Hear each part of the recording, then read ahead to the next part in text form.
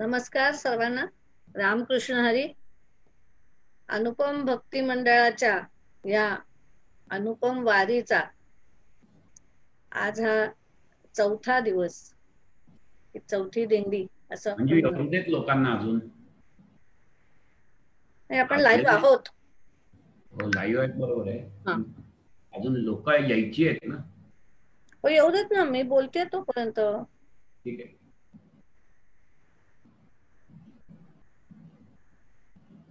कारण 4ला 5 कमी आहेत, अजून एक आत्ता एक्झॅक्ट 4 झाले.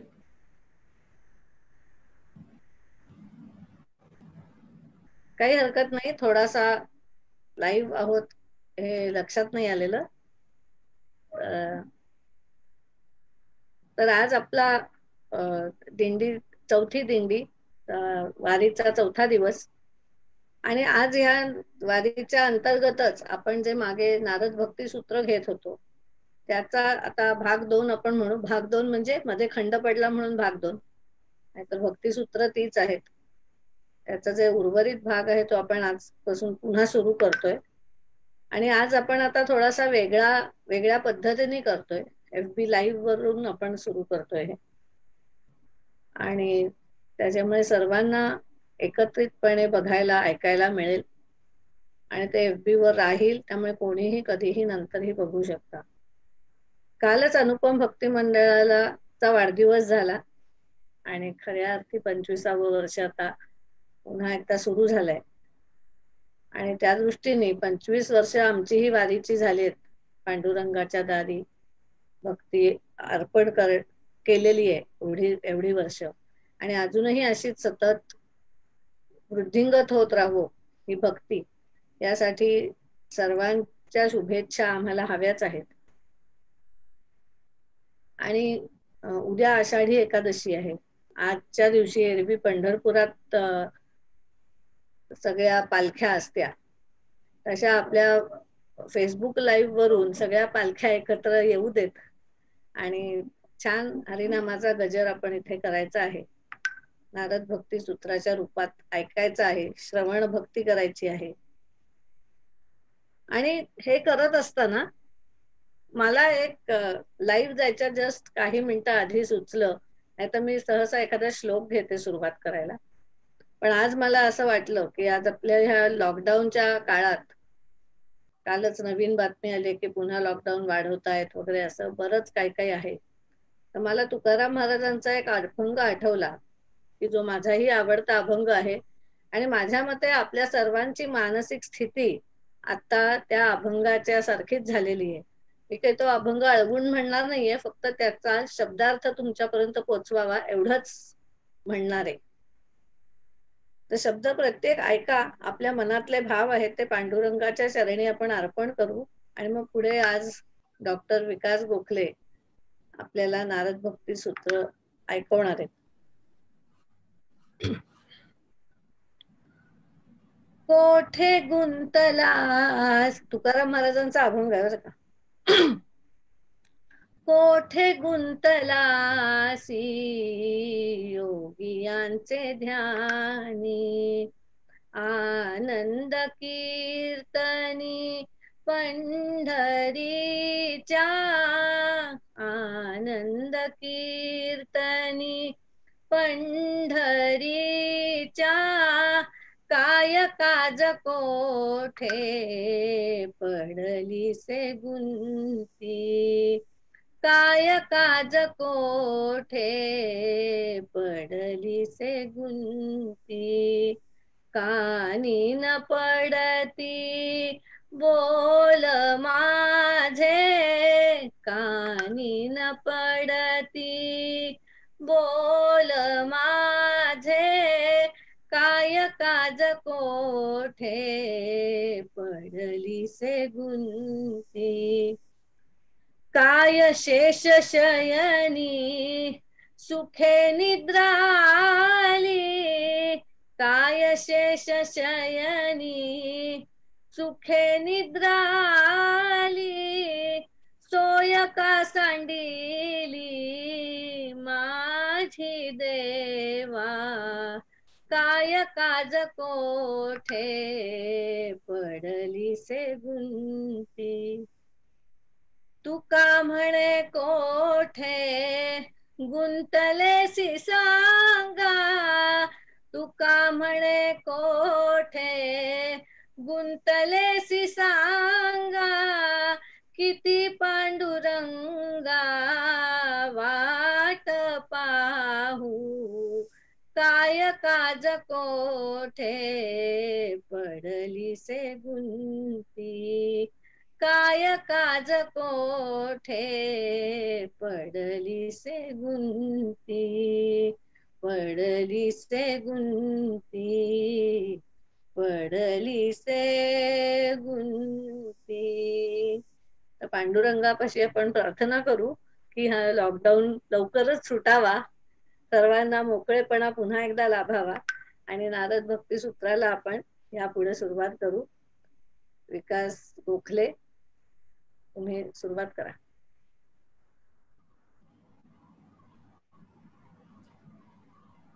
हरिओम.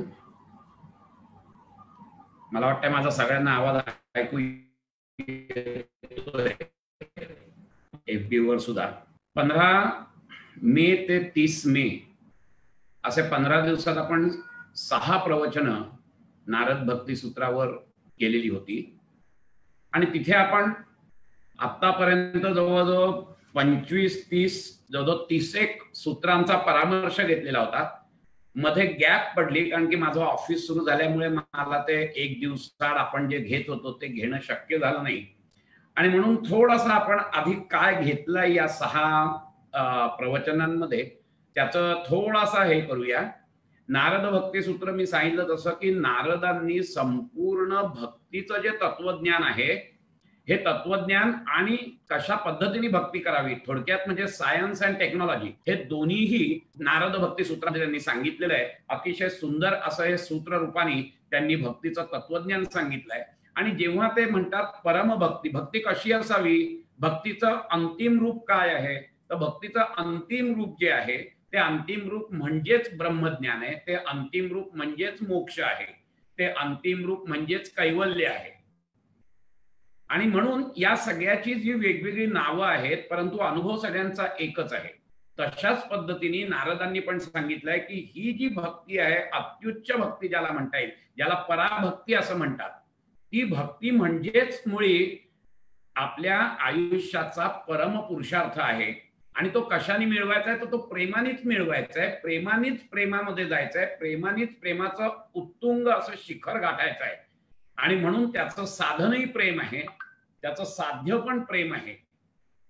अशा रीतीने सुंदर प्रकारे नारदांनी आपल्याला या भक्ती सूत्रामध्ये फार छान त्याची ओळख करून दिलेली आहे. आणि म्हणून त्याचा थोडासा आपण मागोवा घेऊया की आपण आतापर्यंत काय काय प्रवचनाद्वारे त्याचा परामर्श घेतलाय. तर सर्वात पहिले आपण असं बघितलं की भक्ती म्हणजे काय, तर भक्ती 3 प्रकारांनी व्यक्त होत असते. एक तर भक्तीची व्याख्या करायची झाली किंवा भक्तीची लक्षणं जर सांगायची झाली तर भक्तीची लक्षणं 3 प्रकारे असतात.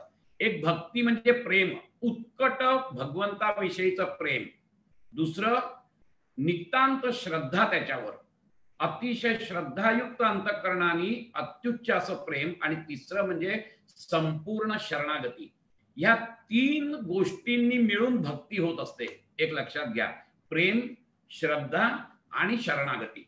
आणि ह्या तिन्हीचा जेव्हा अत्युच्च असं शिखर आपण गाठतो त्यावेळेला आम्हाला ते परम प्राप्तव्य जे आमच्या जीवनाचं आहे की ज्याला आपण मोक्ष म्हणतो ते प्राप्त होतं. आणि त्याच मोक्षाला दुसरं नाव दिलंय ते म्हणजे पराभक्ती असं नाव नारदांनी दिलेलं आहे. मग ती कशी असते, तर त्यांनी पहिल्याच सूत्रात सांगितलेलं आहे, सा तू अस्मिन परम प्रेम रूपा. म्हणजे ती खचित परम प्रेम रूपच आहे, जे प्रेम आहेच त्याच्यात. हे लक्षात घ्या, प्रेम कोणाच्या प्रती आहे, प्रेम भगवंताच्या प्रती आहे. आणि कसं आहे, दुसरे त्याचं स्वरूप पहिलं आहे ते परम प्रेम स्वरूप आहे आणि दुसरं असं आहे की अमृत स्वरूप आहे, ते अमृतासारखं आहे, अतिशय सुंदर. आणि मग असं जेव्हा आपल्याला ही भक्ती साध्य होते, कळलं की नाही, ती साध्य झाल्यानंतर कशा कशाची प्राप्ती होते त्याचाही आपण परामर्श घेतला होता की 3 सूत्र त्यांनी सांगितली आहेत की यत लब्ध्वा पुमान सिद्धो भवती, अमृतो भवती आणि तृप्तो भवती. सिद्ध होती, सिद्ध बनतो तो सिद्ध बनतो म्हणजे काय, सिद्धी मिळतात का? सिद्धी नाही मिळत. सिद्धींकडे तो ढुंकूनही बघत नाही खरं सांगायचं तर सिद्धीकडे बघत नाही, तर सिद्ध बनतो याचा अर्थ की परमेश्वराबद्दलचं उत्कट असं प्रेम सतत त्याच्या हृदयामध्ये जागृत असतं, सतत उफाळून येत असतं, त्याला त्यांनी सिद्ध म्हटलेलं आहे. सिद्धी ज्या पातंजली योगसूत्रामध्ये जर आपण बघितलं तर अनंत सिद्धींची वर्णनं केलेली आहेत पतंजली मुनींनी, की कुठे संयम केला असता काय मिळतं हे सगळं सांगितलेलं आहे. या सिद्धींकडे तो बघतच नाहीये. इथे जे त्यांनी सांगितलंय की यत लब्ध्वा पुमान सिद्धा भवती, म्हणजे याचा अर्थ तो सिद्ध होतो, तो पूर्णपणे तिथे स्थिर होतो. कशात स्थिर होतो तर भगवंताच्या प्रेमामध्ये तो स्थिर होतो. अमृतो भवती, अतिशय अमृतत्व. अमृतत्व म्हणजे तो जीवन, आम्ही जे जीवन जगतो ना ते दुःखामक जीवन असतं. दोन दुःखांच्या मधला कुठेतरी जो क्षण असतो ना तो आम्हाला आनंदाचा क्षण वाटतो, परंतु बाकी संपूर्ण दुःखमय असतं. परंतु अशा ह्याच्यामध्ये सुद्धा तो जो भक्त असतो की ज्यांनी परम प्राप्तव्य प्राप्त केलेलं आहे, की परम स्वरूप असं जे प्रेम आहे भगवंताचं, ते भक्ती प्रेम त्याला मिळालेलं आहे. असा काय करतो तर त्याला काय साध्य होतो तर ते अमृत साध्य, अमृतो भवती. म्हणजे याचा अर्थ या जीवनाच्या कटकटी त्याला कटकटी वाटतच नाही, त्याला दुःख वाटतच नाही, तर सदोदित तो अमृत प्राशन केल्यासारखा सुखी आणि समाधानी असतो. अशा पद्धतीने तो सांगतोय. आणि तृप्तो भवती, कसलीच त्याच्याकडे तक्रार नसते, तृप्त तृप्त असतो. जे जे काही समोर दिलंय भगवंताचंच आहे. किंबहुना तो एवढं जाणतो की हे संपूर्ण माझं जे शरीर आहे, हे जे चालतंय ह्याच्यावरती मालकी हक्क माझा नाहीच आहे, तर तो त्या भगवंताचा आहे. त्यामुळे सिद्धो भवती, अमृतो भवती आणि तृप्तो भवती. त्याच्यानंतर दुसऱ्या सूत्रात त्यांनी सांगितलंय यत प्राप्य न किंचित वांछती न सोचती न द्वेष्टी न रमती न उत्साही भवती. अतिशय सुंदर रीतीने कशाची त्याची इच्छा नसते, आकांक्षा नसते, कुठल्याही प्रकारचा तो शोक करत नाही, कोणाबद्दलही द्वेष करत नाही. कारण द्वेष करणार कोणाचा? सगळीकडे त्याला त्याचा तो नारायण दिसत असतो, सगळीकडे त्याला त्याचा तो परमात्मा दिसत असतो. द्वेष तरी कोणाचा करणार तो? कळलं की नाही? कशात त्याचं भौतिक गोष्टींमध्ये मन रमत नाही, न रमती आणि न उत्साही होती. कुठल्याही प्रकारे ज्याला आपण इंग्लिशमध्ये एक्साइटमेंट म्हणतो, he doesn't get in excitement anywhere. तो अतिशय शांत झालेला असतो. आणि ही प्राप्ती झाल्यानंतर पुढे काय होतं, यत ज्ञात्वा मत्तो भवती स्तब्धो भवती आत्मारामो भवती. धुंद होऊन जातो तो त्या प्रेमामध्ये, त्या प्रेमाच्या पूर्णपणे ज्या काही स्फूर्ती आलेल्या असतात त्या स्फूर्तीमध्ये तो पूर्णपणे धुंद झालेला असतो. त्याच्यावर खूप आपण त्याच्यावर वाच्यता केलेली आहे की मीरा कशी असते, धुंद होऊन नाचलेली असते. सगळे संत आमचे वारकरी संप्रदायात तुम्ही गेलात, वारीला गेलात तर कसे धुंद होऊन नाचत असतात. आणि त्यामुळे मत्तो भवती, मस्त झालेले असतात ते एकदम.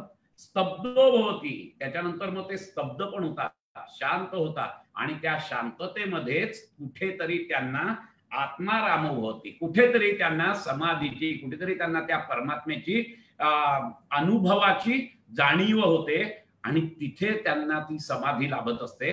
आणि म्हणून हे प्रेम प्राप्त झाल्यानंतर आपण याच्यावरही खूप चर्चा केली आहे, अतिशय सुंदर रीतीने मी त्याचं निरूपणही केलेलं आहे. आणि त्यानंतर मग काय होतं, तर त्यानंतर मग त्यांनी असं सांगितलंय की भक्तीची त्याच्यानंतर त्यांनी व्याख्या दिलेली आहे. त्यांनी व्याख्या अशा दिल्या आहेत की पराशर मुनींनी काय व्याख्या सांगितली आहे, गर्ग मुनींनी काय सांगितली आहे, व्यासांनी काय सांगितली आहे, या तिन्ही व्याख्या त्यांनी दिल्या. आणि या तिन्ही व्याख्या दिल्यानंतर त्यांनी स्वतःची अशी व्याख्या सांगितली.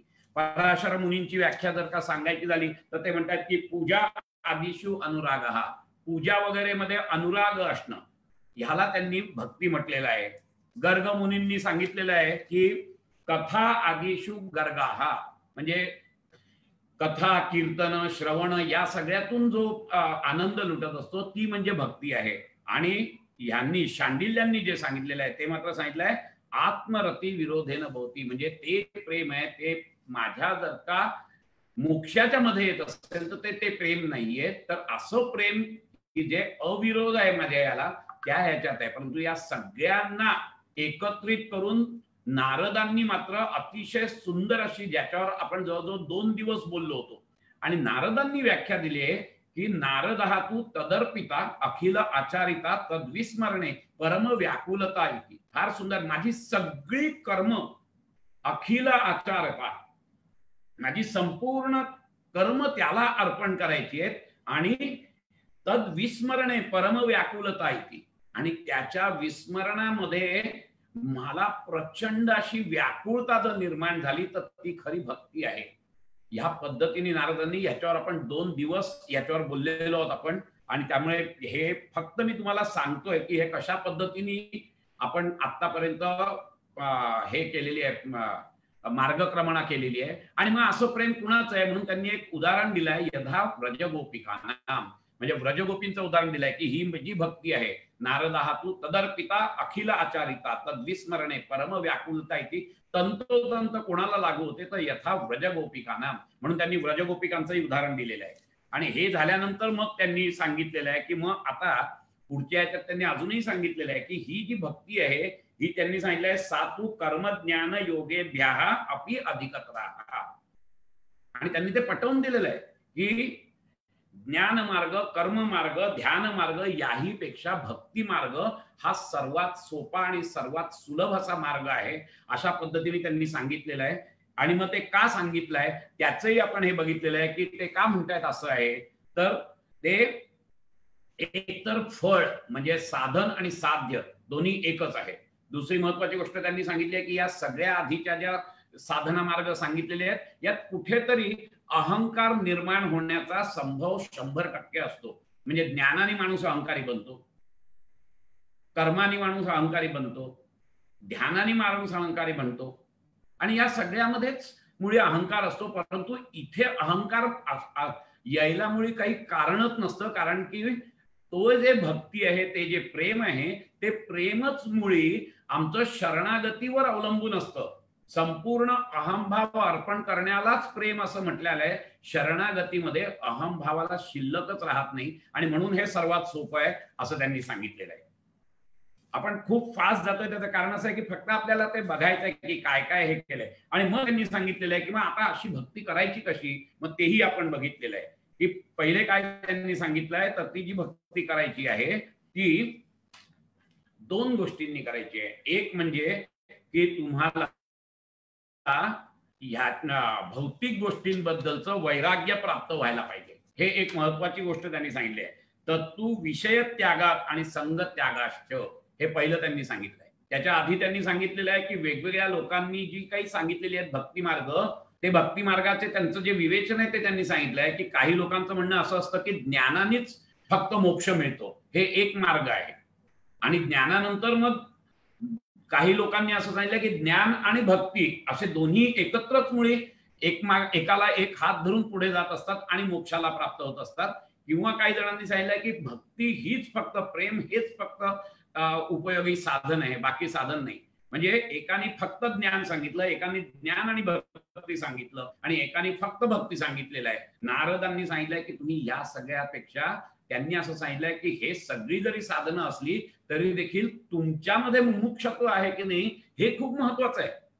कारण जर का तुमच्यामध्ये मुमुक्षत्व नसेल तर ह्या साधनं, जसं काही भक्ती, प्रेम मी घेऊनच आलो जन्माला, फक्त माझं जे प्रेम आहे हे प्रेम माझ्या संसाराकडे, माझ्या भौतिक गोष्टींकडे जात आहे, ते तुम्हाला वळवायचं आहे फक्त. परंतु नारदांनी असं सांगितलंय, ज्ञान, तुम्ही ज्ञान मागच्या जन्मी घेऊन आलेला असाल, आता सुद्धा तुम्ही ज्ञानी असाल, परंतु उपयोग काही नाही जिथपर्यंत तुमच्यात मुमुक्षत्व येत नाही. मुमुक्षत्व म्हणजे तीव्र इच्छा पाहिजे की मला हे जे काही माझ्याकडे साधन आहे, या साधनाचा उपयोग करून मी तो मोक्ष प्राप्त करीन, मी त्या भगवंतात विलीन होईन, मी त्या भगवंताच्या प्रेमात आकंठ बुडून राहीन, या पद्धतीचं जर का तीव्र इच्छा, त्यालाच मुमुक्षत्व म्हणतात. ते मुमुक्षत्व जर नसेल तर मात्र काहीच कारणाचं नाही. आणि एकदा का ते मुमुक्षत्व आलं की त्याच्यानंतर मग त्यांनी सांगितलेलं आहे की काय काय करता येईल. तर मग पहिली गोष्ट त्यांनी सांगितली आहे की विषय त्याग. आमचं सगळं जीवन, आमचे 24 तासाची आमची जी काही काम कर्तव्य असतात ना, ही सगळी त्या विषयाच्या अनुषंगाने असतात, भौतिक विषयाच्या अनुषंगाने असतात, हे लक्षात घ्या. त्यामुळे आमचं प्रेम, आमची शक्ती ही सगळी तिकडे वाया जाते. ती सगळी शक्ती आणि ते सगळं प्रेम आम्हाला वळवायचं आहे भगवंताकडे. आणि त्याच्यासाठी तुम्हाला पहिलं काय करावं लागेल तर विषय त्याग, विषयीचं वैराग्य हे खूप महत्वाचं आहे. आणि संग त्याग म्हणजे बाहेरच्या वस्तूंबद्दलचं वैराग्य आणि नातेवाईकांबद्दलचं, प्रेमाबद्दलचं, मनुष्याबद्दलच्या प्रेमाचं त्याच्यात देखील वैराग्य असलं पाहिजे, कर्तव्य भाव असलाच पाहिजे. याच्यावर पण आपण खूप बोललेलो आहोत, कळलं की नाही? आणि हे झाल्यानंतर मग काय करायचं, तर नंतर एकदा का ही वैराग्य वृत्ती तुमची वाढीला लागली की त्याच्यानंतर तुम्हाला करायचं आहे ते म्हणजे अखंड भजनात तुम्ही रत व्हायचं आहे. नुसतं भजन करून नाही चालणार, तर कीर्तन, भगवत श्रवण आणि कीर्तन याच्यात सुद्धा तुमचा वेळ गेला पाहिजे. आणि हे सगळं झाल्यावर सुद्धा काय त्यांनी सांगितलंय की हे सगळं जरी झालं तरी देखील तुम्हाला गुरुकृपा होणं शेवटची जी उडी आहे, आणि ही सगळ्या मार्गांनी सांगितली आहे, मग तो ज्ञान मार्ग असो, कर्म मार्ग असो, भक्ती मार्ग असो किंवा ध्यान मार्ग असो, सगळ्यांनी एकमुखाने हे सांगितलेलं आहे की शेवटची जी उडी आहे ती मात्र गुरुकृपा किंवा भगवत कृपा झाल्याशिवाय होत नाही.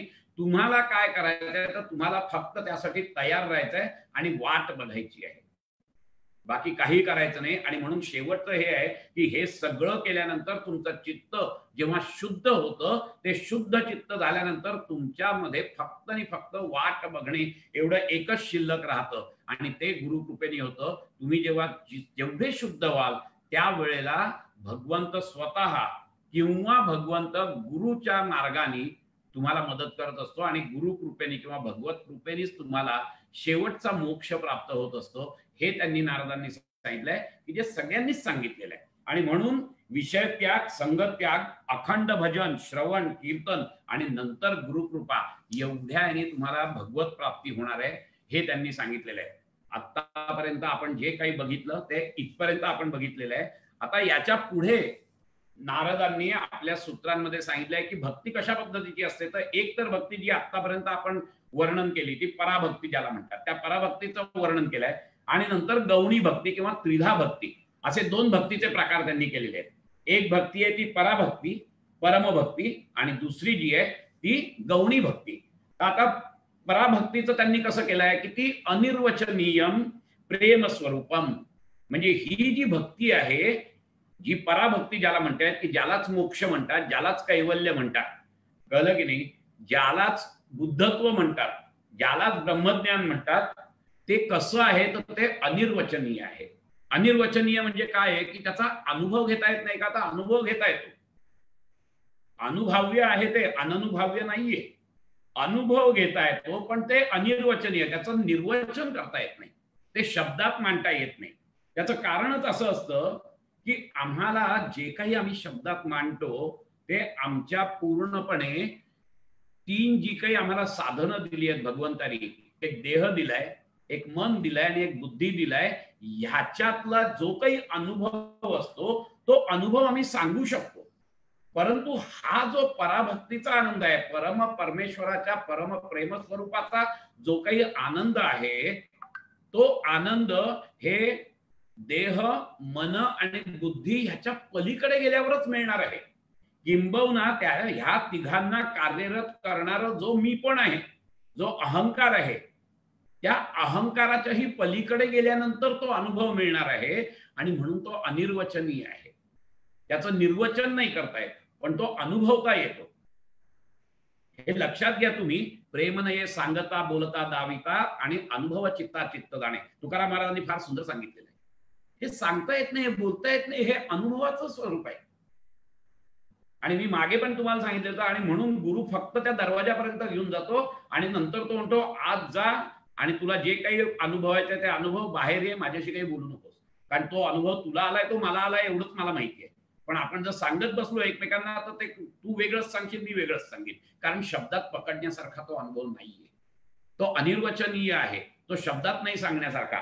आणि म्हणून त्याला उदाहरण म्हणून दुसऱ्याच लगेचच्या सूत्रात, नारद भक्ती सूत्रातलं ते काय सांगतायत नारद, मुका स्वादनवत, म्हणजे ते पहिलं कसं आहे तर अनिर्वचनीयम प्रेम स्वरूपम, लगेच त्यांनी उदाहरण दिलेलं आहे मुका स्वादनवत, म्हणजे मुक्या माणसाने मिठाई खाल्ल्यानंतर तो ज्या पद्धतीने त्याचं वर्णन करू शकत नाही तसंच हे आहे.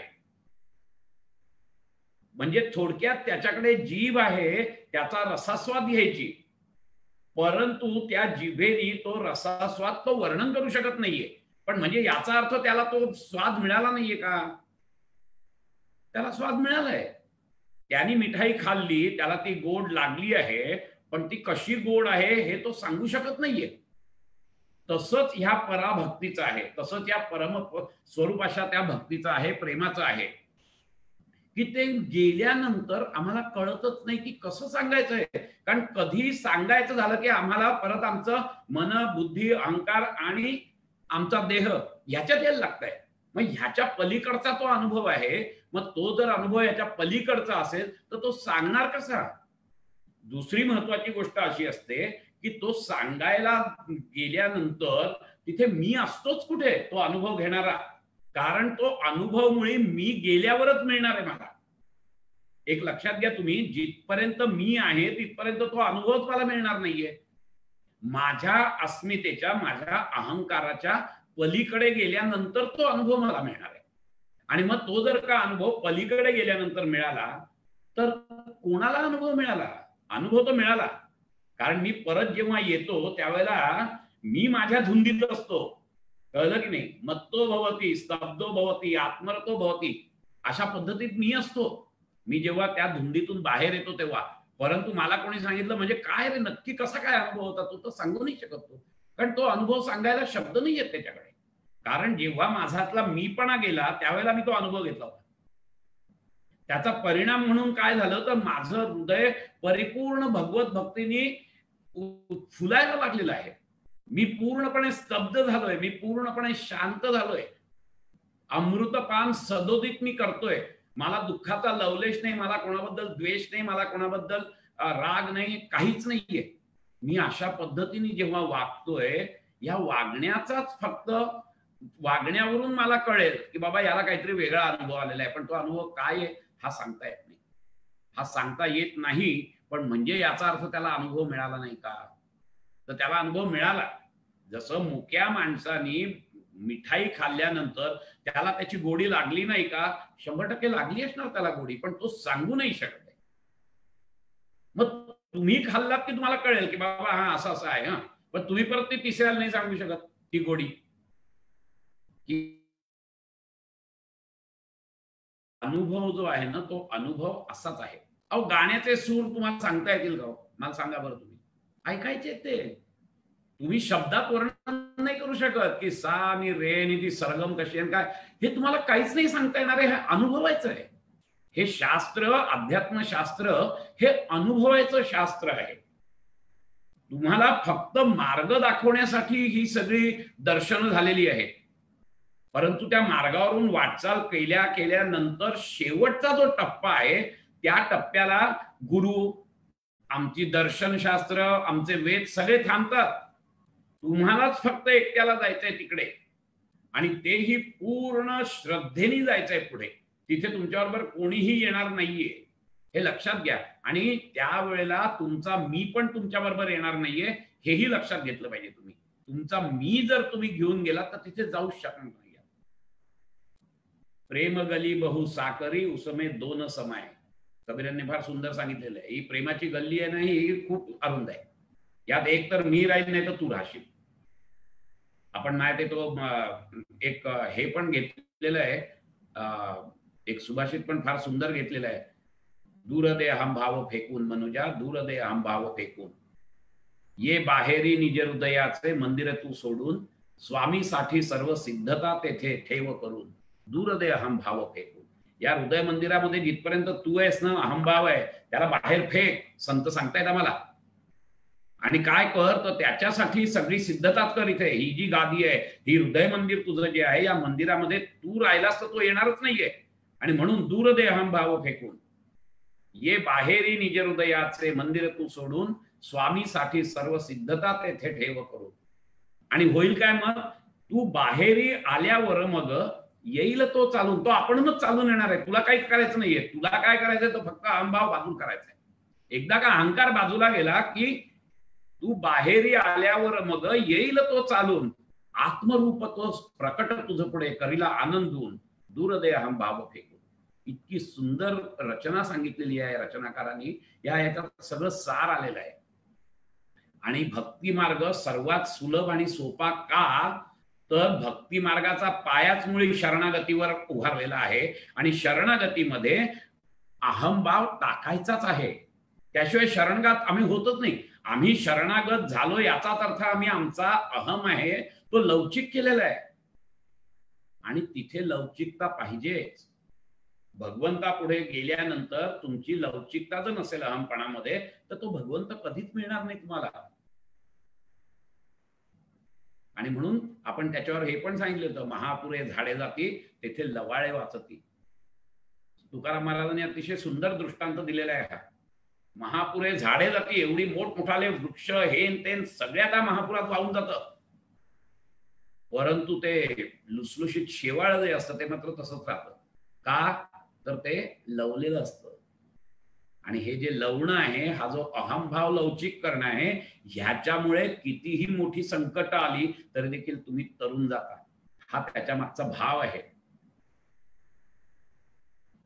हा भाव जर लक्षात घेतला तर आपल्याला कळेल की अहमपणा जिथपर्यंत आहे तिथपर्यंत तो येऊ शकत नाहीये. आणि म्हणून अहमभाव सोडल्यावर शेवटची उडी अध्यात्मातली जी आहे ती पूर्णपणे अहंकार विरहित होऊन जायचं आहे. म्हणजेच थोडक्यात तुमची जी इंडिव्हिज्युअलिटी आहे, तुमचं जे वेगळेपण आहे ते वेगळेपणच समर्पण करायचं आहे. आणि आमचं अख्खं आयुष्य या वेगळेपणावरच आहे.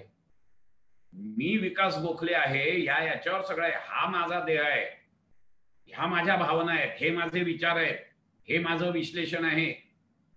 ह्या सगळ्या मीपणामध्ये माझं संपूर्ण विश्व असतं. आणि तो मी इतका घट्ट झालेला असतो की मी विचार पण करू शकत नाही की मी काढून मी कसा जिवंत राहू शकतो, मी काढून माझं अस्तित्व कसं राहू शकतं.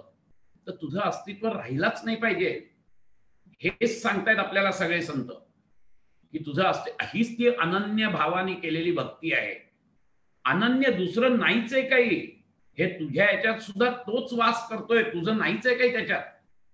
तुझा देह तू म्हणतोस ना त्यावेळेला तो तुझा नाहीच आहे. किंबहुना तू माझं मी पण जे म्हणतोयस ना या मीपणाला पण काही अर्थ नाहीये, कारण तोच चालवतोय, बाकी कोणीच चालवत नाहीये.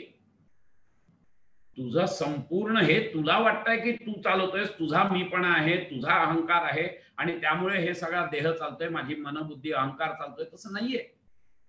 या सगळ्याला चालना देणारं जे चैतन्य तत्व आहे ते चैतन्य तत्व म्हणजेच परमात्मा तत्व, त्याच्यामुळे तू चाललेला आहेस. किंबहुना ते परमात्मा तत्व आतमध्ये आहे म्हणून ही सगळी साधनं कार्यरत आहेत.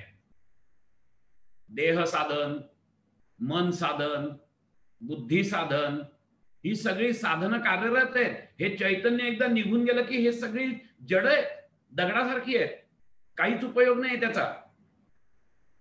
मग तुझं अस्तित्व कुठचं आहे? तर तुझं अस्तित्व म्हणजे ते चैतन्य आहे.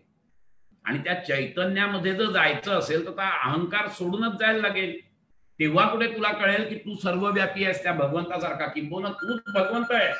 हे महत्वाचा मुद्दा जो आहे, हा महत्वाचा मुद्दा इथे लक्षात घ्यायचा आहे की जिथपर्यंत मी माझा आहे तिथपर्यंत होणार नाही. आणि म्हणून तो जो अनुभव आहे तो अनुभव मीपणा सोडल्यावर असल्यामुळे तुम्हाला शब्दात मांडता येणार नाहीये. तुम्हाला तुमची जी काही साधनं आहेत, देह मन बुद्धी, या साधनांमुळे आम्ही काहीतरी वर्णन करू शकतो आमचा अनुभव. आमचे सगळे अनुभव असतात ते या तिघांमध्येच अडकलेले असतात. एक तर देहाने अनुभव घेत असतो, एक तर माझ्या भावनेने मी अनुभव घेत असतो, किंवा मग माझ्या विचारांनी मी अनुभव घेत असतो. आणि हे सगळे अनुभव या भौतिक विश्वातले आहेत की जे मला शब्दांनी सांगता येतात, कारण या सगळ्यांच्या मागे एक मी कर्तृत्व आहे, माझं एक माझा कर्तृत्व भाव आहे की हे सगळे अनुभव मी घेतोय. हा मी घेतोय हा जो आहे ना भाव, या भावामुळे तुम्ही ते वर्णन करू शकताय.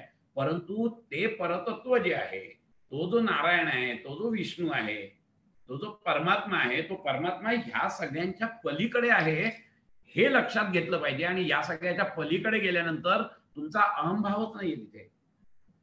नदी वाहत वाहत वाहत धावत धावत धावत येते नदी, आणि एकदा का सागराला मिळाली की मग सागरातून तिला कळतच नाही माझं अस्तित्व कुठे. अगं येडे, तू सागरच झालीस की आता नदी राहिलीस कुठे? तू पहिले संकुचित होतीस नदी, आणि आता तू अथांग सागर झालीयस. का झालीस सागर? कारण तू तुझं अस्तित्व पूर्णपणे त्याला वाहून टाकलंस म्हणून झालीस तू. आणि आता तूच सागर झालेली आहेस. पण जिथपर्यंत मी माझा आहे तिथपर्यंत तुम्हाला हे नाही साधू शकणार. ही अनन्य भक्ती नाही.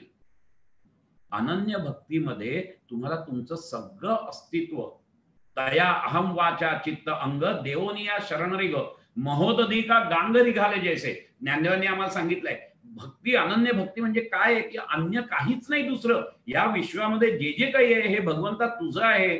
त्याचप्रमाणे माझी काया, माझं मन, माझी बुद्धी या सगळ्यामध्ये तूच वास करतोयस, ही सतत जाणीव ठेवून भक्ती करणं म्हणजे अनन्य भक्ती आहे. हे लक्षात घ्या. तया अहम वाचा चित्त अंग, सगळं माझा अहंकार, चित्त, सगळं देह, हे सगळं त्याच्यावर वाहायचं आहे. आणि म्हणून त्याला त्यांनी उदाहरण महोदधी का गांग दृष्टांत दिलाय. महोदधी का गांगरी घाले जैसे. नदी सागराला मिळाल्यानंतर ज्याप्रमाणे ती संपूर्णपणे त्याच्यात विलीन होते, स्वतःचं अस्तित्व नाहीसं करून टाकते, तेव्हा कुठे ती सागर बनते. तिथपर्यंत ती सागर नाही बनत. त्याच पद्धतीचा हा अनुभव आहे की अनुभव हा पलीकडे असल्यामुळे त्याचं वर्णन नाही करता येत. अनिर्वचनीय आहे. पण याचा अर्थ तो अनुभव घेत नाही का? तो घेतो. तो अनुभव घेतो. त्या अनुभवाचं त्याच्याकडे पारडही असतं. तो अनुभव घेऊन तो जेव्हा बाहेर पडतो त्यावेळेला तो वर्णन नाही करू शकत त्याचं. किंबहुना त्या अनुभव एकदा आल्यानंतर तो त्या अनुभवातच सदोदित असतो. हेही लक्षात घ्या तुम्ही. त्या अनुभवातच तो असतो आणि म्हणून तो अमृतत्व प्राप्त करून घेतलेला असतो. त्याला कुठचीही तक्रार नसते, त्याला कुठचंही दुःख नसतं, त्याला कुठचंही द्वेष नसतो, काहीच नसतं त्याला. तो सदोदित आपल्यामध्ये धुंद असतो. अशा पद्धतीची ही जी काही पराभक्ती आहे, ही पराभक्ती मिळवायची असेल तर ती तुम्हाला परम प्रेमानेच मिळू शकते, दुसऱ्या कशानेही मिळू शकत नाही. परंतु मग आमच्याजवळ काय असतं?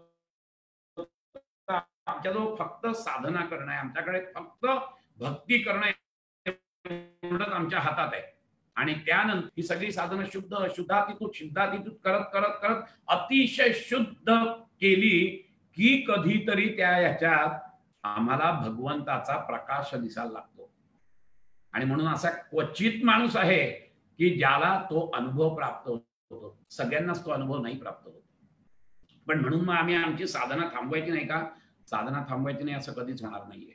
कारण की साधना ही अशी आहे की तुम्हाला भक्तीने किंवा कुठचीही साधना त्याकडे, म्हणजे तो ज्ञानयोग असो, कर्मयोग असो किंवा ध्यानयोग असो, कुठच्याही आणि तुम्हाला साधना ही किती करायची त्याला मोजमाप नाहीये. जिथपर्यंत तुम्हाला तुमचा अंतिम ध्येय मिळत नाही तिथपर्यंत साधना करत राहायची आहे. आणि म्हणून पतंजली मुनींनी सुंदर सांगितलेलं आहे, साधना किती करावी? सतू दीर्घकाल नैरंतर्य सत्कारा सेवितो दृढभूमी. अशी दृढभूमी तयार केली पाहिजे. सतू दीर्घकाल, दीर्घकाल म्हणजे 1 वर्ष 2 वर्ष, जन्म, पुढचे 2-4 जन्म, कितीही असू देत. सतू दीर्घकाल नैरंतर्य, नैरंतर्य म्हणजे पंक्च्युअलिटी असली पाहिजे तिथे, की या वेळेला मी माझ्या भगवंता समोरच असीन तर भगवंता समोर असीन या पद्धतीने जेव्हा, आणि सत्कारा सेवितो, त्याच्यामध्ये श्रद्धा असली पाहिजे.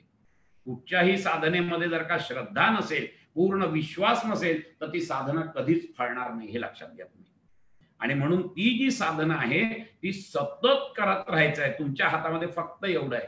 नारदांनी आम्हाला सांगितलंय की तुम्ही काय करा तर एवढंच करा. आणि म्हणून पुढच्या सूत्रात ते सांगतायत प्रकाशते क्वापी पात्रे, म्हणजे ते असं ते जे अनर्वचनीय असं जे प्रेम आहे ते एखाद्याच दुर्मिळ अधिकारी व्यक्तीच्या पात्रामध्ये दिसतं.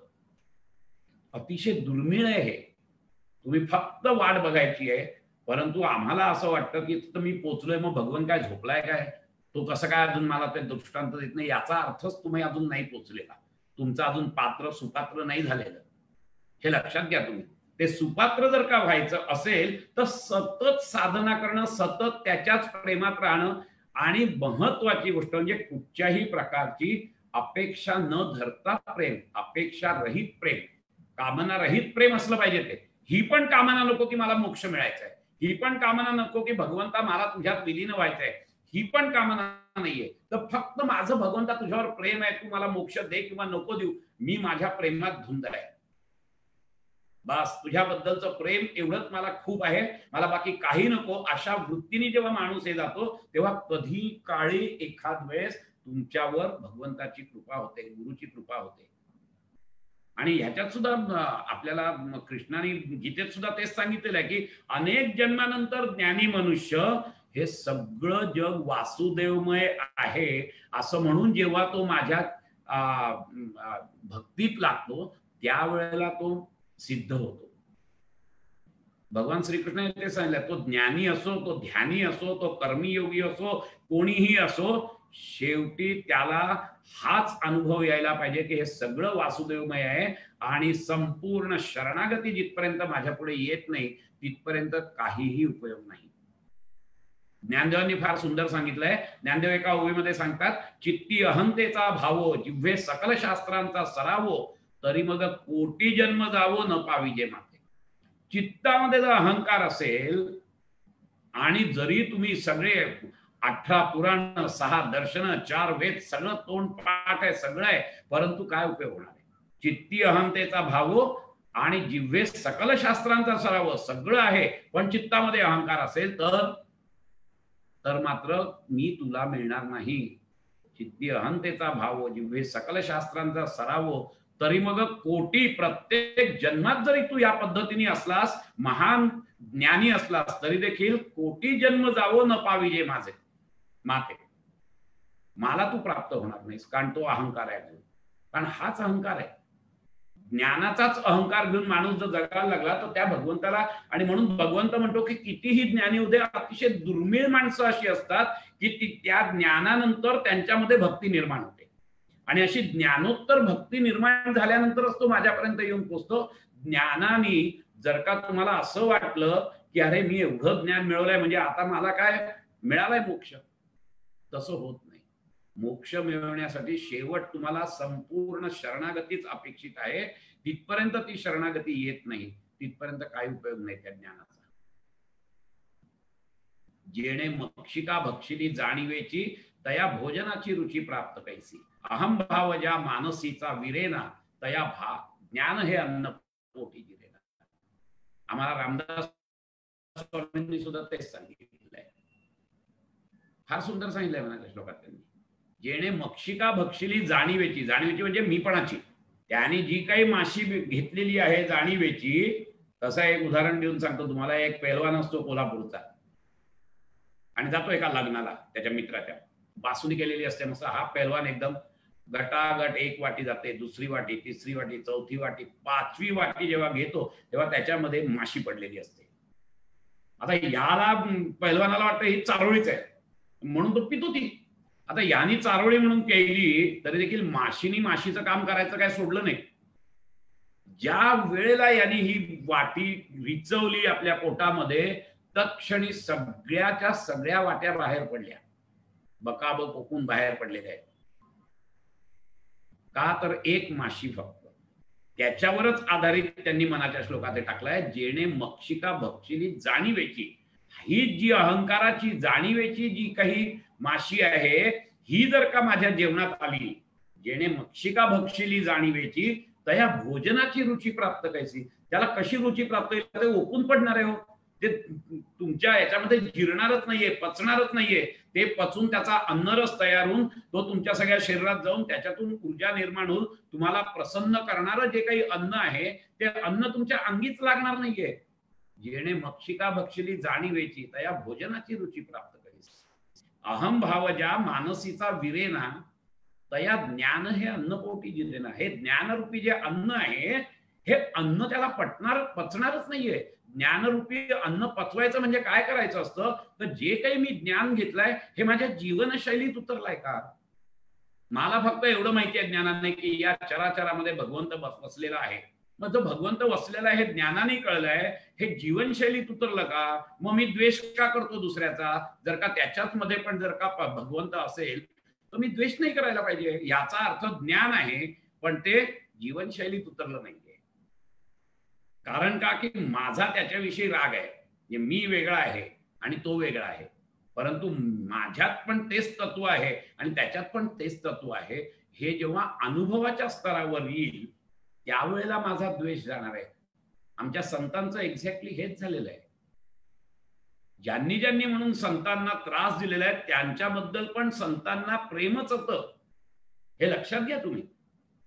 त्याचं कारण असं होतं की त्यांना ज्ञान नुसतं नव्हतं तर ते ज्ञान त्यांनी अनुभवलेलं होतं. त्यांना माहिती होतं की या संपूर्ण चराचरामध्ये हे परतत्व भरलेलं आहे, माझ्यामध्ये पण तेच परतत्व आहे, इतरांमध्ये पण तेच परतत्व आहे, आणि हे असल्यामुळेच त्यांना कोणाबद्दल राग द्वेष नाहीये. परंतु हे ज्ञान नुसतं त्यांना नव्हतं, तर त्यांचा अनुभव त्यांनी घेतला होता, ते ज्ञान त्यांच्या जीवनशैलीत उतरलेलं होतं. आम्हाला ज्ञान आहे, पण आमच्या जीवनशैलीत ते उतरत नाहीये, आणि त्यामुळे ज्ञानाच्या विपरीत असं आमचं वर्तन आहे. आमचं वर्तन ज्ञानाला अनुसरून पाहिजे, पण ते ज्ञानाला अनुसरून होत नाही. आणि म्हणून आम्हाला इथे नारद सांगतायत की प्रकाशते क्वापी पात्रे, अतिशय दुर्मिळ अशा एखाद्याच ज्ञानी माणसाच्या पात्रामध्ये ही भिक्षा पडते. कारण की ते ज्ञान प्राप्त झाल्यानंतर त्याचा अहंकार घेऊन आम्ही बसतो. जेणे मक्षिका भक्षिली जाणीवेची, तया भोजनाची रुची प्राप्त कैसी. अहम भाव ज्या मानसीचा विरेना, तया ज्ञान हे अन्नकोटी जिरेना. हे ज्ञानरूपी जे अन्न आहे, हे जर का जीवनशैलीत तुमच्या उतरलं नाही, ते का नाही उतरत, त्याचं कारण असं असतं की आम्ही मक्षिका भक्षिली आहे. आम्ही अहम भावाची, कशाची मक्षिका? जाणीवेची. जाणीवेची म्हणजे अहंकाराची. ही मक्षिका आम्ही भक्षिली असल्यामुळे ते ज्ञानरूपी अन्न जे आहे ते आम्हाला पचत नाहीये. आणि ज्ञानरूपी अन्न पचत नाही म्हणजे काय, की ते ज्ञान आमच्या जीवनशैलीत उतरत नाहीये. आणि जीवनशैलीत उतरत नाही, त्यामुळे त्या ज्ञानाचा अनुभव नाही आम्हाला, फक्त ज्ञान आहे. सगळ्यांना माहिती आहे आपल्याला, अहम ब्रह्मास्मी, सगळ्यांना माहिती आहे. अरे मी ना, मी ब्रह्म आहे. अरे मी ब्रह्म आहे म्हणजे कोण आहेस तू, नक्की माहिती आहे का तुला काही?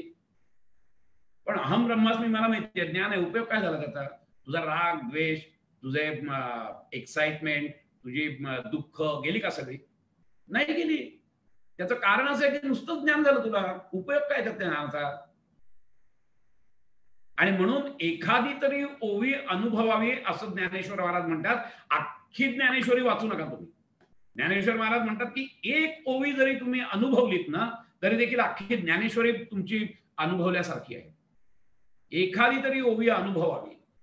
अनुभव घेणं महत्वाचं आहे. अनुभवाचं ते ज्ञान आहे. It is an experiential knowledge and not the intellectual gymnastics. See, the intellectual gymnastics will not do any change in your personality, whereas the experiential knowledge, a little knowledge, will totally change your personality. ही खासियत आहे. अनुभव घेतल्याशिवाय आम्हाला येत नाही, आणि असे अधिकारी अतिशय कमी आहेत. आणि म्हणून हे सुद्धा असं म्हणतायत, भगवान श्रीकृष्ण पण म्हणतायत, बहुनाम जन्ममानंते ज्ञानावांना प्रपद्यते. ज्ञानी माणूस सुद्धा क्वचित काळी एखाद्या अनंत जन्मानंतर तो त्याला कळतं की हे सगळं वासुदेव, एक्सपिरियन्शियली अनुभवावर त्याला कळतं की हे सगळं वासुदेवमय आहे. आणि त्यावेळेला मग तो माझ्या प्रत प्राप्त होतो. तिथपर्यंत होत नाही तो. इतकं दुर्मिळ आहे ते. आमची भक्ती जी आहे ती भक्ती सुद्धा अशी पाहिजे, कुठेही त्याच्यात खोट नको. माझं मी पण गेलं पाहिजे. ज्ञानेश्वरांनी अतिशय सुंदर मिठाचा असा दृष्टांत दिलाय. ठेवणी मीठपणाचा लोभू, मिठे सिंधुत्वाचा घेतला लाभू, तेवी अहम देवनी मी शंभू, शांभवी झालो. ज्ञानेश्वर महाराज असं म्हणतायत की सोडोनी मीठपणाचा लोभू, मीठ जिथपर्यंत मी मीठ करत असतं ना, तिथपर्यंत ते दुःखातच असतं. त्याला कोणी कुटत असतात, त्याच्यावर कोणी रासायनिक प्रक्रिया करत असतात, कोणी त्याला भाजीत घालत असतात, सगळं करत असतात. अनंत दुःख असतात. का? कारण की तो मीठ आहे, मी मीठ आहे या ह्याच्यात असतो. पण तो जर का त्यांनी सोडोनी मीठपणाचा लोभू, तो जर का मीठपणाचा लोभू सोडला आणि मिठे सिंधुत्वाचा घेतला लाभू, त्यांनी जर का तेच मीठ जर का समजा समुद्रात गेलं, समुद्र खारटच आहे, तर कोणाची शामत आहे त्या समुद्राच्या पाण्याला हात लावण्याची आणि भाजीत घालण्याची, कुटण्याची आणि विविध रासायनिक प्रक्रिया करण्याची? कोणाची शामत नाहीये ती. त्याचं कारण असं आहे की मी म्हणून जेव्हा होतो, मीठ म्हणून, त्यावेळेला सगळी दुःख होती. पण ज्या वेळेला मी माझं मीठ पण सोडून दिलं आणि मी सागरात विलीन झालो, माझं अस्तित्व मी घालवून टाकलं, सोडून मीठपणाचा लोभू, मिठे सिंधुत्वाचा घेतला लाभू, त्यावेळेला काय झालं तर आनंदाचे दोही आनंद तरंग, अशी अवस्था झाली आहे. त्याचप्रमाणे तेवी अहम देवनी मी शंभू, त्या शंभूला मी माझा अहम देऊन टाकला. ज्या क्षणी मी त्या शंभूला अहम दिला, शांभवी झालो, मी शंभू झालो. देवी अहम देवनी मी शंभू शांभवी झालो. किती सुंदर दृष्टांत एक एक देतात ना ज्ञानदेव किंवा आमचे सगळे संत, खरोखर डोळ्यात पाणी येतं. इतकी सुंदर उदाहरणं, आणि ही उदाहरणं जी आहेत ना, दृष्टांत जी आहेत ना, हे दृष्टांत अनुभवाशिवाय येऊ शकत नाहीत मुखातून. एवढा अनुभव होता त्यांच्या गाठीला, आणि म्हणून ते वेगवेगळ्या आणि हे तर कवी मनाचे होते. ज्ञानेश्वर माऊली म्हणजे अक्षरशः कवी मनाचा माणूस होता तो. किती दृष्टांत, किती ज्ञानेश्वरी वाचल्यानंतर अनंत वेळेला घळघळा पाणी येतं डोळ्यातून, की अरे किती थोर माणसं असू शकतात. एवढा थोर माणूस, एवढी ज्ञानेश्वरी एवढ्या लहान वयात लिहून सुद्धा किती मोठं मन होतं, की ज्ञानेश्वरी पूर्ण लिहिल्यानंतर त्यांनी जे पसायदान म्हटलेलं आहे, त्या पसायदानात त्यांनी गुरुला काय मागितलंय, तर पहिलंच त्यांनी मागितलंय की ह्या लोकांचा जो काही वाकडेपणा आहे तो जाऊ दे. आता विश्वात्मके देवे येणे वागयज्ञे तोषावे, तोषोनी मज द्यावे पसाय दान आहे. तुम्ही आनंद देऊन मला द्या. काय द्या? जे खळांची व्यंकटी सांडो. अरे काय मागितलंय? माझ्या मुक्ताईला हे दे, माझ्या सोपानाला हे दे, असं काही नाही मागितलं.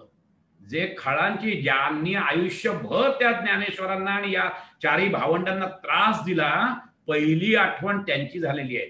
जे खळांची व्यंकटी, त्यांच्यातला वाकडेपणा, त्यांच्यातला दुष्टपणा निघून जाऊ दे.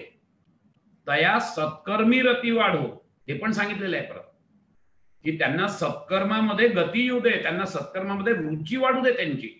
का वाढू दे? कारण त्यांना माहिती होतं की या लोकांकडे शक्ती आहे, परंतु ती शक्ती वेगळ्या दिशेने जाते. ती शक्ती भगवंताकडे यायला पाहिजे, ही इच्छा आहे त्याच्या मागची. आणि म्हणून नुसता वाकडेपणा जाऊन चालणार नाहीये. तर देवा हे निवृत्तीनाथा काय दे? तर तया सत्कर्मी रती वाढू, त्या सत्कर्मामध्ये त्यांची रती वाढू दे, त्यांचा इच्छा वाढू दे, त्यांचा आनंद लाभू दे त्यांना सत्कर्मामध्ये, की जेणेकरून हीच मंडळी की ज्यांच्याकडे प्रचंड ताकद आहे, ती सगळी ताकद भगवंताकडे लागेल, समाजाभिमुख होईल, आणि समाजाला पण ते घेऊन जाऊ शकतील. काय मागणं मागावं? किती सुंदर मागणं आहे. आपण विचार तरी करू शकतो का याचा? हे सगळं ते पूर्णपणे त्याच्याशी एकरूप झाल्यामुळे हे करू शकले. आणि म्हणून असे दुर्मिळ लोक असतात ज्ञानेश्वरांसारखी, की जी याला पोचतात. आणि म्हणून याच्यात त्यांनी सांगितलेलं आहे की प्रकाशते क्वापी पात्रे, म्हणजे एखाद्या दुर्मिळ अधिकारी भगवत भक्तामध्येच ते प्रकाशित होतं. ते परमप्रेम जे आहे भगवंताची, ती पराभक्ती जी आहे, ती अशा एखाद्या सुपात्रामध्ये ती प्रकाशित पावते. कारण असं आहे की त्याच्यामध्ये मीपणा गेल्याशिवाय ते काही शुद्धता येत नाही. आणि मीपणा घालवायचा तर तो फक्त प्रेमानेच घालवता येतो, तो फक्त भक्तीनेच घालवता येतो. आणि म्हणून इथे आपल्याला नारद सांगतायत की हे असं एखाद्याच्याच बाबतीत होऊ शकतं, परंतु मग आमच्या हातात काय आहे? तर आमच्या हातात फक्त एवढंच आहे की आम्ही सदोदित त्या भगवंताच्या प्रेमामध्येच आकंठ बुडालेले पाहिजे. नारदातू तदर्पिता अखिल आचारिता सद्विस्मरणे परम व्याकुलता येते. त्यालाच अर्पण करायचे संपूर्ण माझे आचार विचार, जे जे काही मी करतोय, माझ्या वर्णाश्रमाप्रमाणे माझ्याकडे जे जे काही आलंय ते करतच राहायचं आहे. ते करत राहूनच मला त्याच्यामध्ये जायचं आहे, परंतु त्याच्याशी अनुसंधान सोडायचं नाहीये. आणि त्याच्याशी जर अनुसंधान सोडायचं नसेल तर सगळी माझी जी कर्म आहेत, माझ्या वर्णाश्रमाने आलेली ही सगळी कर्म मी त्यालाच अर्पण करतोय. हे जर का झालं, मी त्याच्यासाठी करतोय, हे एकदा पक्क झालं की त्याचं अनुसंधान कधीच सुटणार नाहीये. आणि म्हणून मला अर्पण करा तदर्पिता अखिल आचारिता, का जी काही कर्म माझी असतील माझ्या वर्णाश्रमाप्रमाणे आलेली, ती सगळी त्यालाही करायची आहेत आणि त्याच्याशी अनुसंधान बाळगायचं आहे. आणि तद विस्मरणे परम व्याकुलता येते. एक क्षण जरी त्याच्या त्या अनुसंधानात खंड जर पडला तर परम व्याकुळता येते की नाही? ती व्याकुळता आली याचाच अर्थ प्रचंड भक्ती आहे, प्रेम आहे तुमचं भगवंताबद्दल. आमचं प्रेम जे असतं ना, ते असं ह्याच्यात असतं, देणं घेणं प्रकारात असतो. आमचं गिव्ह अँड टेक पॉलिसी असते आमची देवाजवळ, आमची देवाजवळ निर्व्याज प्रेम कधीच नसतं, हे लक्षात घ्या तुम्ही. निर्व्याज प्रेम आम्ही कधी करू शकत नाही भगवंताजवळ. आम्ही गेलो की काही ना काहीतरी मागतच असतो त्या देवाला. जसं काही देवा तिथे बसलेलाच आहे, म्हणजे मी काहीच करणार नाही, असेल माझा हरी तर देईल खाटल्यावरी, अशा स्टाईलने आम्ही देवाकडे जात असतो. आम्ही स्वतः ह्या भक्ती मार्गामध्ये सर्वात महत्वाची गोष्ट अशी असते की सगळं तुम्हीच करायचं आहे, आणि तुम्ही करून सुद्धा तुम्हाला केव्हा मिळेल हे सांगता येत नाहीये. तुम्ही फक्त तयारीत राहायचंय, बाकी काही करायचं नाहीये. तुम्ही फक्त तयारी ठेवायची, सदोदित त्याचं अनुसंधान बाळगायचंय, एक क्षणही त्याच्यापासून दूर होता कामा नाही. हे जे काही आहे ना, अहो येता जाता उठत बसता कार्य करिता, सदा घेता देता वदनी वदता ग्रास गळिता, घरी दारी शय्येवरी रती सुखाचे अवसरी, समस्तांची लज्जा त्यजुनी भगवत चिंतन करी. समस्तांची लज्जा सोडून द्या. लोक काय म्हणतील, कोणी काय म्हणो, यासाठी बळकट प्रेम असावे गाठी, निंदा स्तुतीवर लावणी काठी, मी तू हरारे आपुलासा देव करारे. काय सुंदर शिवदिन केसरींनी सांगितलेलं आहे, फार छान सांगितलेलं आहे. किती सुंदर आहे की किती तुमचं प्रेम बळकट पाहिजे ते, की कशाची तमा बाळगू नका. कोणी काय म्हणूय, कोणी काही म्हणू दे, काही फरक पडत नाहीये. किंबहुना लोक काही केलं तरी वेगळंच म्हणतात. तुम्ही असं केलं तर तसं म्हणतील, तसं केलं तर तसं म्हणतील. त्यामुळे त्याच्यावर तुम्ही काहीच हे करू नका. त्यांनी याच्यावर सांगितलंय ना, तुकाराम महाराजांनी याच्यावर दिलंय की तीर्थ करू जाता म्हणती कावळा, न करी त्याला हसता.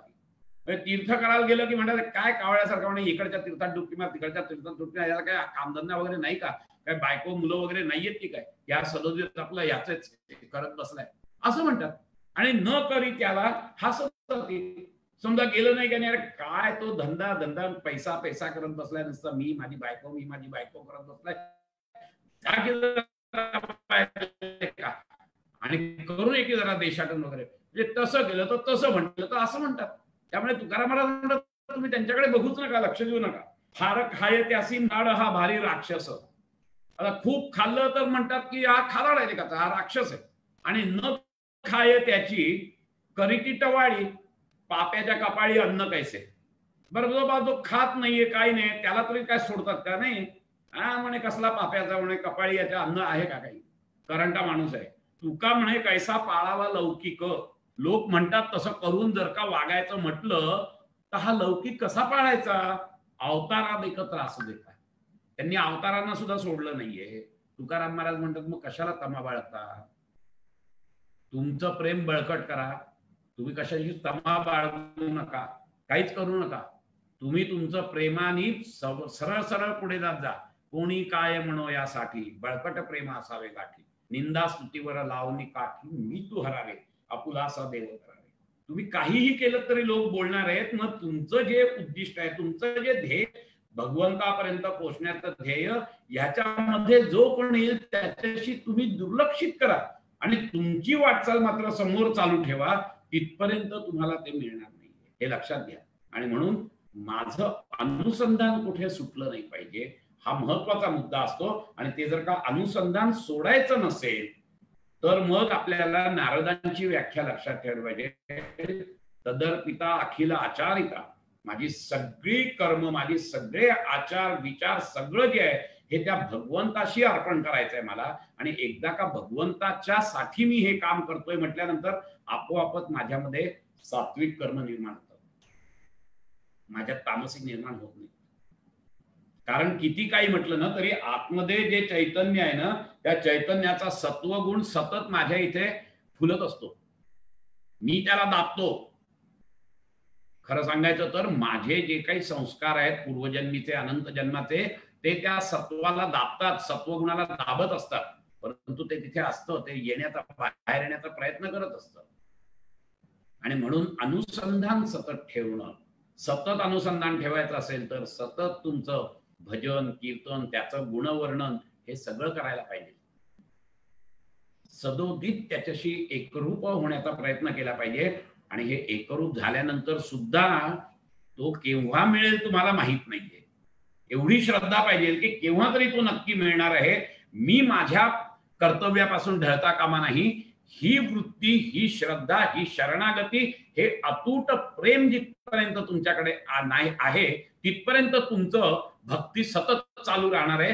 ही भक्ती आपल्याला प्रत्येक वेळेला वाटतं की अरे मी अत्युच्च भक्तीला पोहोचलो, अरे मी अत्युच्च भक्तीला पोहोचलो, परंतु तेवढं पुरेसं नसतं.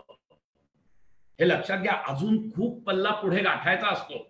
जसं पतंजली मुनींनी ध्यानाच्या बाबतीत सांगितलंय की सवितर्क, निर्वितर्क, सविचार, निर्विचार, त्यानंतर मग सबीज समाधी, त्यानंतर मग निर्बीज समाधी, मग धर्ममेघ समाधी आणि मग कैवल्य. आणि प्रत्येक टप्प्यावर आपल्याला असं वाटतं की मला त्याच्या मागचं जे सत्य तत्व आहे ते कळलंय.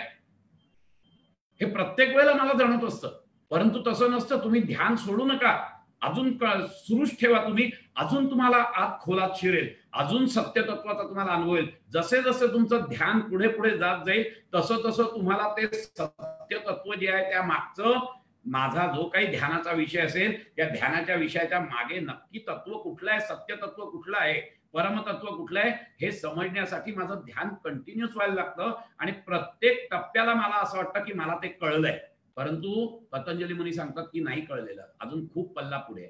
तसंच नारद मुनी आम्हाला सांगतायत की प्रत्येक वेळेला तुम्हाला असं वाटेल की तुमचं जे भक्तिप्रेम आहे हे अत्युच्च झालेलं आहे आणि आता मला भगवंतानी दर्शन द्यायलाच पाहिजे. नारद मुनी म्हणतात नाही, अजून पुढे जा, अजून पुढे जा, अजून पुढे जा.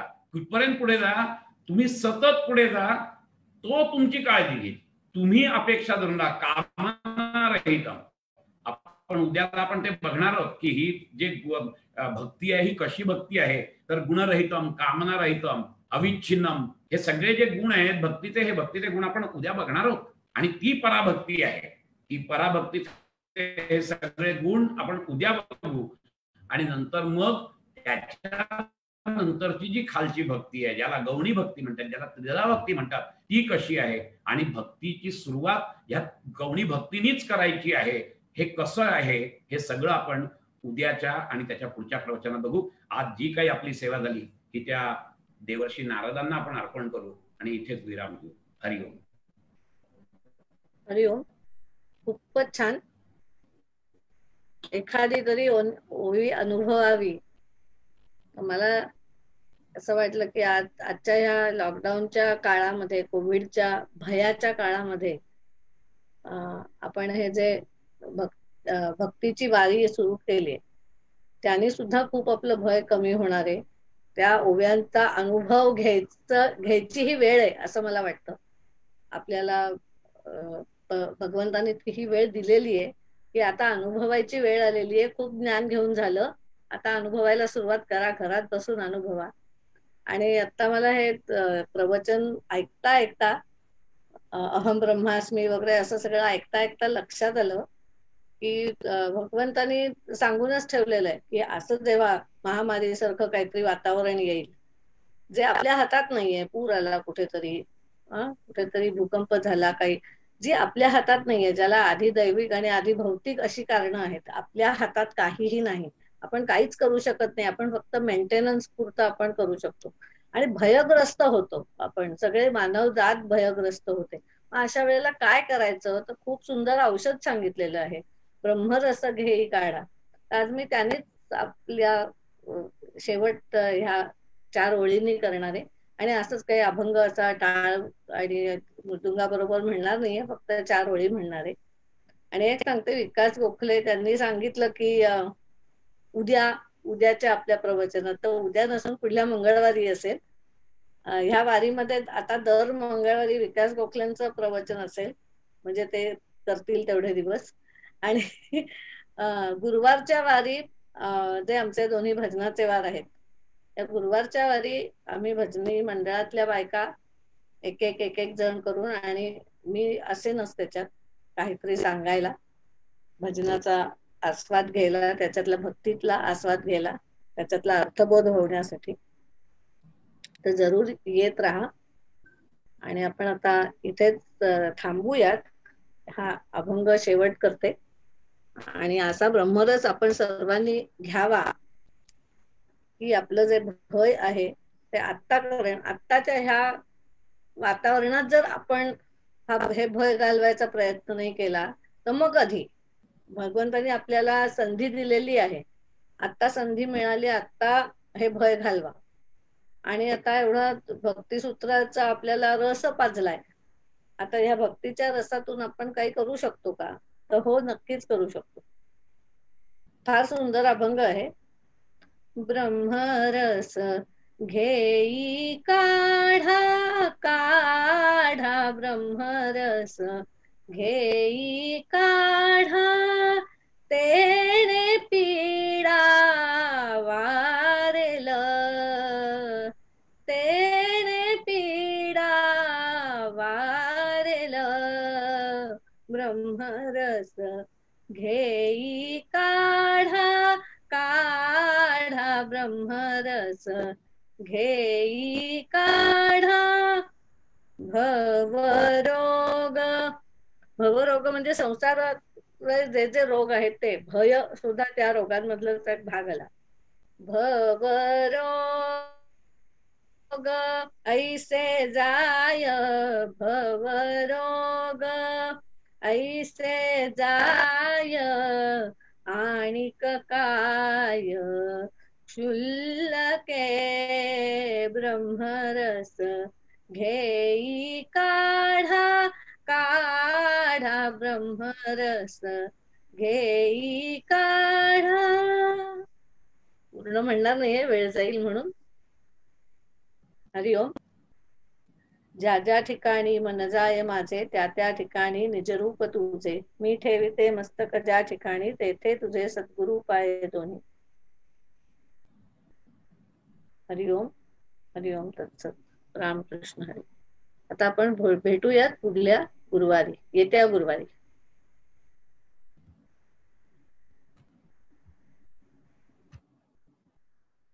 अरे, विकास गोखले पण गेले वाटतं.